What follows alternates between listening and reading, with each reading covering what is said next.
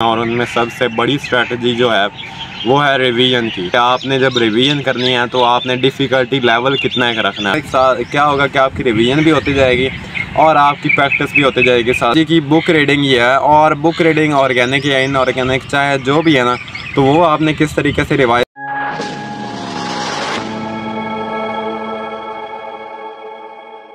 अस्सलामुअलैकुम स्टूडेंट्स, कैसे हो आप सभी लोग। I am doctor Safan Naveed, first year MBBS student at Sahiwal medical college. जैसे कि आप सब लोग जानते हो कि MD CAT बहुत करीब आ चुका है, और जब इतना थोड़ा टाइम रह गया तो हमने सारा सिलेबस नहीं पढ़ना जैसे हमने पहले पढ़ा हुआ है 3-4 महीनों में, या जो रिपीटेड हैं 5-6 महीनों में हमने पढ़ा हुआ है। तो आखिरी महीने में आके बहुत सारी स्ट्रेटजीज़ होती हैं जो अपनानी होती हैं, और उनमें सबसे बड़ी स्ट्रेटजी जो है वो है रिवीजन की। आप ये देखो कि आपको ये भी पता होगा कि जब हम एक काम को एक दफ़ा करते हैं ना तो वो एक काम होता है, उसमें हमें सोचना पड़ता है। लेकिन जब हम वही काम बार बार करते हैं ना, वो काम नहीं होता, वो हैबिट बन जाती है। और जब कोई एक बार हैबिट बन जाती है ना, तो वो ऐसा हो नहीं सकता कि वो गलत हो जाए या वो आपको भूल जाए। तो हैबिट बनानी पड़ती है। ये जो सिलेबस है ना, आपको इतनी दफ़ा रिवाइज़ ज़रूर होना चाहिए, या इतना एक आपने ज़रूर पढ़ा होना चाहिए कि ये आपकी हैबिट हो। आपका रिवीजन ना हो, आपका सिलेबस ना हो, आपकी हैबिट हो। एक ये बात, इसका मतलब है कि रिवीजन बहुत ज़्यादा इंपॉर्टेंट है। कुछ लोग ये कंसेप्ट बना लेते हैं कि नहीं, अगर मैंने एक दफ़ा पढ़ा हुआ है ना तो बहुत अच्छा है, अगर मैंने अच्छे तरीके से पढ़ा है, एक दफ़ा भी पढ़ा हुआ है तो ठीक है। नहीं, ऐसा नहीं है। कुछ लोग कहते हैं कि यार 1-2 रिवीजन कर लेंगे, ठीक है। यार जितनी मैक्सिमम रिवीजन आप कर सकते हो ना, उतनी करो।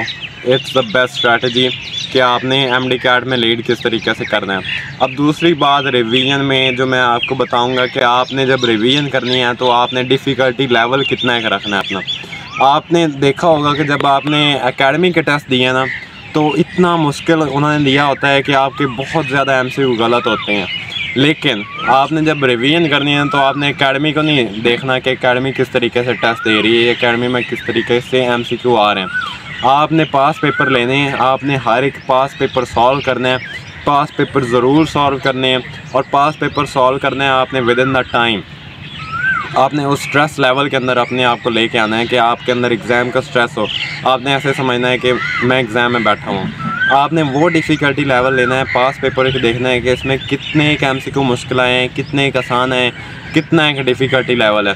जब आप पास पेपर सॉल्व करते हो ना, और अक्सर स्टूडेंट, मैं भी खुद ऐसे ही करता था कि जब पास पेपर सॉल्व करते हैं ना तो हमारे ज़्यादातर MCQ ठीक होते हैं। लेकिन जब हम एकेडमी में जाके दे आते हैं तो वो एकेडमी में बहुत ज़्यादा मुश्किल होते हैं और हमारे बहुत ज़्यादा MCQ गलत होते हैं।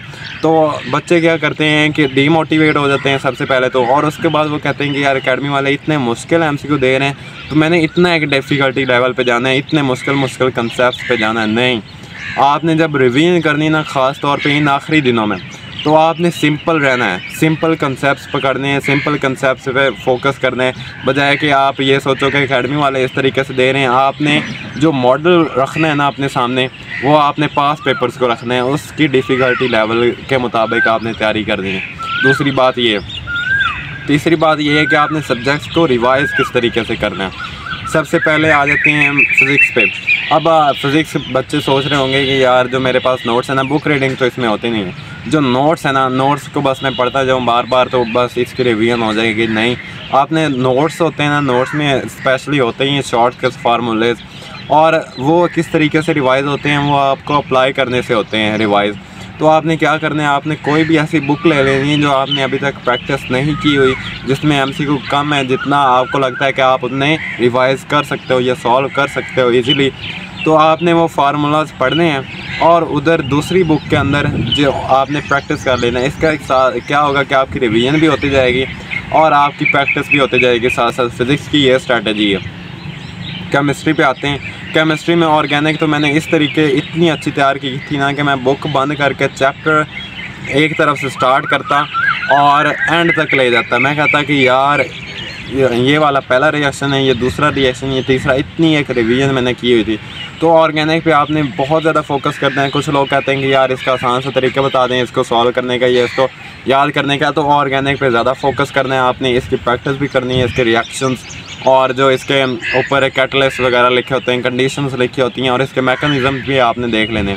ऑर्गेनिक होगी, ऑर्गेनिक की प्रैक्टिस करनी है आप लोगों ने।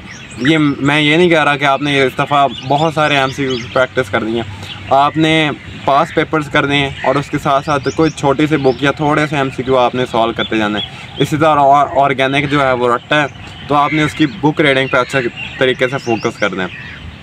बायोलॉजी आ जाती है ना, बायोलॉजी की बुक रीडिंग ये है, और बुक रीडिंग ऑर्गेनिक या इनऑर्गेनिक चाहे जो भी है ना, तो वो आपने किस तरीके से रिवाइज़ करनी है। सबसे पहले आपको पता होगा कि जब हम पहली दफ़ा रिवीजन करते हैं तो हम स्टार्ट से चैप्टर स्टार्ट करते हैं और एंड तक ले जाते हैं, और हम देखते हैं कि स्टार्ट वाला टॉपिक जो होता है वो हमारा अच्छे तरीके से तैयार होता है और एंड वाला टॉपिक हमारा अच्छे तरीके से तैयार ही नहीं होता, वो वीक रह जाता है। तो मैं क्या करता होता था, जब मैंने पहली रिवीजन करनी होती ना बुक रीडिंग में, तो मैं क्या करता था, शुरू से लेकर एंड तक ले जाता। जब मैंने दूसरी रिवीजन करनी होती तो मैं एंड से स्टार्ट करता और शुरू में ले आता, और जब मैंने तीसरी दफ़ा या अगली दफ़ा रिवाइज़ करना होता था तो सबसे पहले मैं उस टॉपिक से स्टार्ट करता होता था जो मेरा वीक है, या दरमियान से शुरू करता होता था, दरमियान से फ्रंट तक, और दरमियान से लेकर एंड तक ले जाता होता था। इस तरीके से रिवीजन होती है कि आपका कोई भी टॉपिक मिस ना हो।